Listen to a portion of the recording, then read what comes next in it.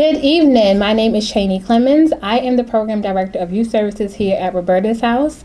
Welcome to Episode 3 of Real Talk Roberta's House, a series of roundtable discussions on grief and healing. This evening's topic is Children Also Grieve, and children grieve differently. We know for sure that children grieve in all different kinds of ways. It looks completely different in our schools, in our city than adults do. I am joined this evening by two of my great friends and community workers who are helping with grief and children in the city, Ms. Kelly Brown and Mr. Sanada Edwards. Just introduce yourself, let us know where you're from, what you do. Sure. Well, thank you for having me, Cheney. My name is Kelly Brown. I'm the program director for a nonprofit here in Baltimore City called Elevate Baltimore. The nonprofit has 10 community schools under our strategy, and we also run 4 after-school programs in the city as well. Awesome, thank you. And again, thank you for having me. My name is Sanada Edwards. I am the Director of Community Engagement for Above It All. We are a PRP organization that stands for Psychiatric Rehabilitation Programming. Basically, in a nutshell, what that means is we work with young people who are dealing with grief, trauma, depression, stress, all of those different things. And we assign them one-on-one counselors to kind of help them meet their therapeutic goals. Great, wonderful. Thank you guys for being here. I really appreciate it. Thanks for having me. So I know that we all work with children in Baltimore City, and like I said, grief looks completely different.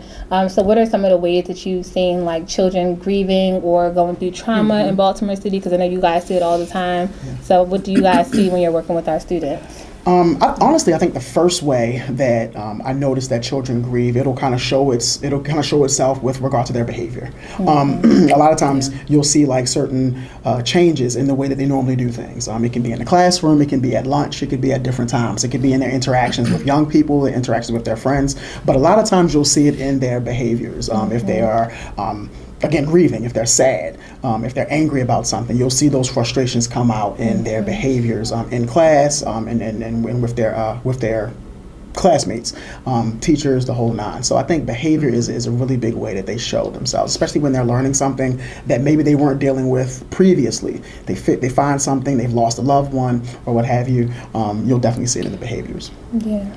Yeah, and I think it's also important to realize that sometimes students also don't even have, or the lack of a behavior, rather. So disassociation or changing of behaviors where they kind of step back or shut down, and they might fall into the background. So one sense of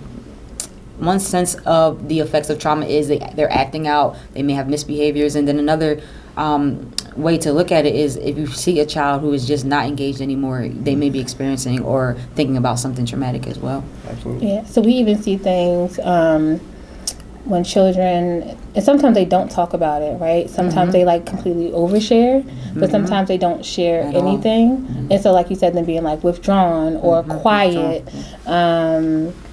Sometimes they're flight, right? So they're like leaving classrooms, they're not going to school, they're doing all those different type of things. I remember Roberta's House worked with Healing City recently, and so talking to some of the youth from the Healing City movement, they just wanted to like have a voice because they realized like how much trauma was happening. And you even think about like the neighborhoods that some of the kids have to walk through with like abandoned houses, and they have to do these things and then get to school. Maybe they have somebody helping them get ready at home, maybe they don't.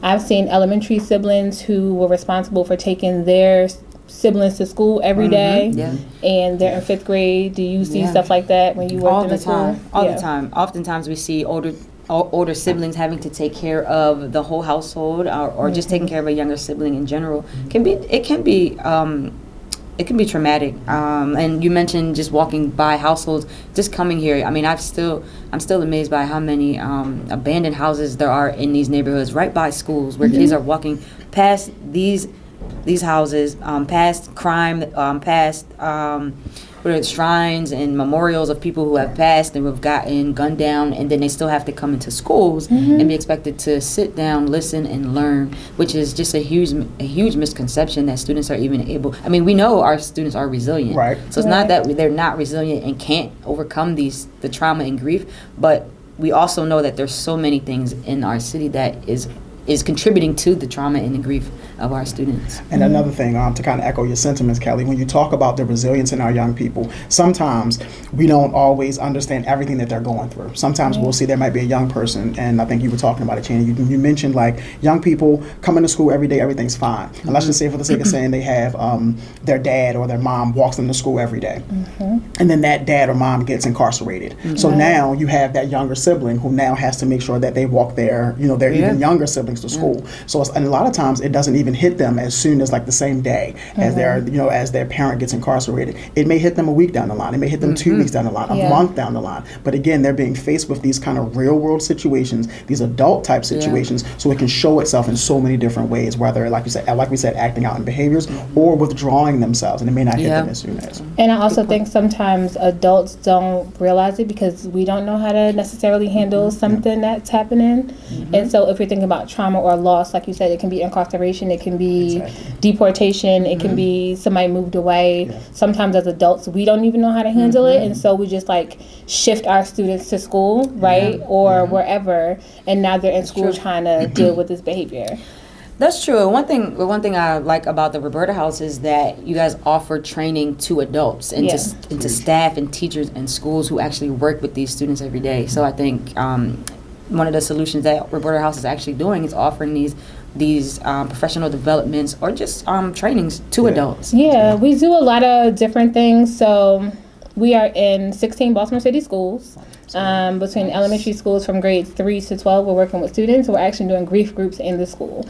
And again, it's not necessarily just around death, but around loss. Because you think about loss, kids are losing, they could stop being friends with somebody. Breaking up with your friends sometimes is like the worst. And like to be in high school, and then it's relationships or whatever it is. So we talk about that type of loss. And we have these groups that we have our school coordinators. They're going in and they're meeting with students and doing grief groups every day in schools. Well, 4 days a week in schools, but in 16 schools we're there doing that. Like Kelly said, we do trainings, not just with our students, but we also do it for adults, right? We do it for the teachers because you have these students in your class. So like, what are some preventative measures you can do so you're not necessarily getting that acting out or running out of class, and you're able to recognize what grief is and not just this kid is acting out, right? We have it for communities, so we do community trainings as well. We have a summer camp that's 3 days, and they actually, students who have lost someone, you get to go away to North Bay. They stay the night there. They have like a ceremony. So it's a really good experience for them to build networks and meet other students who are like them. Like we do on Thursday nights. It's called Changing the Game, and that's our grief group here at the center. Ages 13 to 17, they come here, and my biggest thing for them and the adults that work with them is like building community with each other. So it's really cool to see them like make friends with somebody that they didn't know from a different school.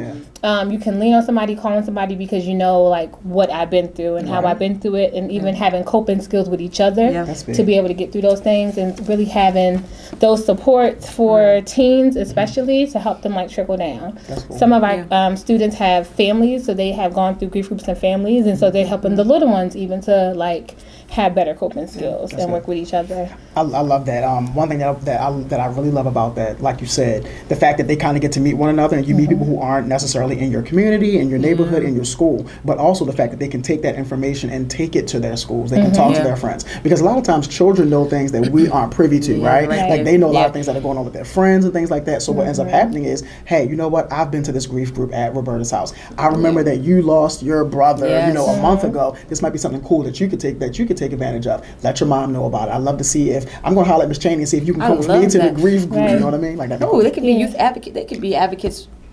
Youth advocates for the groups. Well, we have peer ambassador programs. So we do have a peer ambassador program. So we have a peer ambassador program. So in each one of our schools, we've identified students who really have like shown tremendous growth, really have an understanding of like what grief is, having some really healthy coping skills.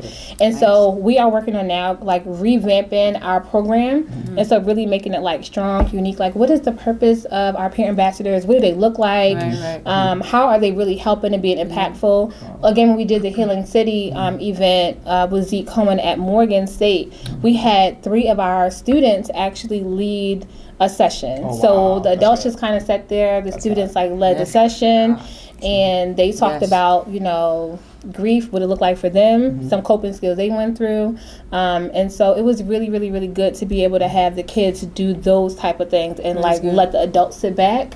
And we're always trying to like promote that. That's powerful. That youth voice. It makes right? it powerful. Yeah. It makes it impactful, like you said, especially with young people. Because a lot of times we can talk until we're blue in the face. And they hear what we're saying, but when you're able to get that from another young person, it just makes all the difference. I remember being a teacher and you could tell your students 2 + 1 = 3, 2 + 1 = 3. And they're like, what? And you get their student, you get like their peer to say, they're like, dude, 1 + 2 = 3. They're like, oh, okay. It's like, it's different. So you know what? It's funny. We were just in a youth program quality assessment training. You know, the YPQA training, and we just talked about youth voice, but not just youth voice, but having them, like you said, step into some leadership roles, and then the buy-in you'll see it tremendously increases with the other students. So you're right on the nose. So when it's time for me to, like I said, we're rebuilding and revamping this peer ambassador program. I know I'm going to call on my 2 great friends to come and help assist. Yes, and so absolutely. I really appreciate y'all being here and volunteering to help us with this. Y'all volunteered. Big ups to Roberta's house. Yes, so wonderful. So I really appreciate y'all for coming again. So thank you, Kelly and Sonata, for joining us